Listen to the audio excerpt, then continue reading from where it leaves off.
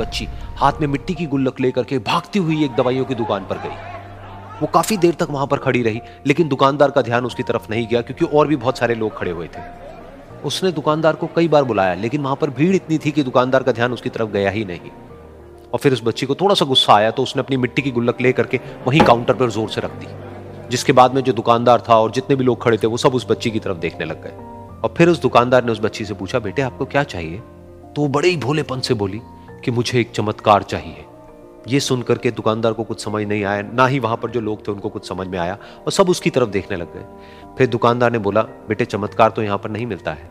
तो बच्ची को लगा कि वो उससे झूठ बोल रहा है, तो बच्ची ने कहा कि मेरी गुल्लक में बहुत पैसे हैं, आप बताओ आपको कितने पैसे चाहिए, लेकिन मैं आज यहां से चमत्कार लेकर के ही जाऊंगी। तो वहीं काउंटर पे एक और आदमी खड़ा था, उसने उस बच्ची से पूछा कि बेटे क्यों चाहिए तुमको चमत्कार?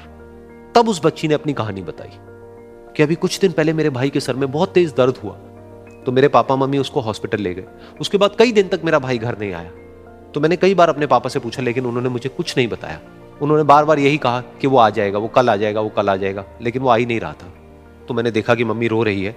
अब पापा मम्मी को कह रहे थे कि उसकी दवाइयों के लिए और उसके इलाज के लिए जितने पैसे चाहिए उतने मेरे पास में नहीं है, अब उसको कोई चमत्कार ही बचा सकता है। तब मुझे लगा कि अगर मेरे पापा के पास में इतने पैसे नहीं भी हैं तो क्या हुआ, मेरे पास में तो है। तो मैंने जितने भी पैसे जोड़ रखे हैं वो सारे लेकर के मैं इस दवाई की दुकान पर आई। फिर उस आदमी ने उस बच्ची से पूछा, कितने पैसे हैं तुम्हारे पास में? ये सुनते ही उस बच्ची ने अपनी गुल्लक उठाई, जमीन पर फेंकी और तोड़ दी और पैसे गिनने लग गई। बाकी सब लोग खड़े होकर के उसको देख रहे थे। थोड़ी देर बाद उसने सारे पैसे अपने हाथ में इकट्ठे किए और बोली, मेरे पास में पूरे 19 रुपए हैं। वो जो आदमी वहां पर खड़ा था वो थोड़ा सा मुस्कुराया और बोला कि अरे तुम्हारे पास में तो पूरे पैसे हैं, इतने का ही तो आता है चमत्कार। ये सुनकर के वो बच्ची बहुत खुश हो गई और बोली कि चलो मैं आपको अपने पापा से मिलवाती हूं। बाद में पता लगा कि वो आदमी कोई आम आदमी नहीं था, बल्कि एक बहुत बड़ा न्यूरोसर्जन था, और उसने सिर्फ 19 रुपए में उसके भाई की सर्जरी करी और कुछ ही दिन बाद वो ठीक होकर के घर वापस आ गया। फिर कुछ दिन बाद वो बच्ची, उसका भाई, उसके पापा, उसकी मम्मी चारों एक साथ बैठे हुए थे और बात कर रहे थे। तो उसकी मम्मी ने उसके पापा से पूछा कि अब तो बता दो ये चमत्कार आपने किया कैसे?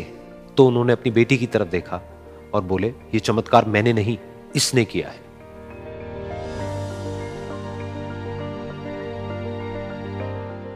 तो यहां पर एक बहुत बड़ी बात है जो हम उस छोटी सी बच्ची से सीख सकते हैं कि जिंदगी में कभी कभी ऐसा होता है कि हमको कोई रास्ता नजर नहीं आ रहा होता है और हम लोग हिम्मत हार जाते हैं।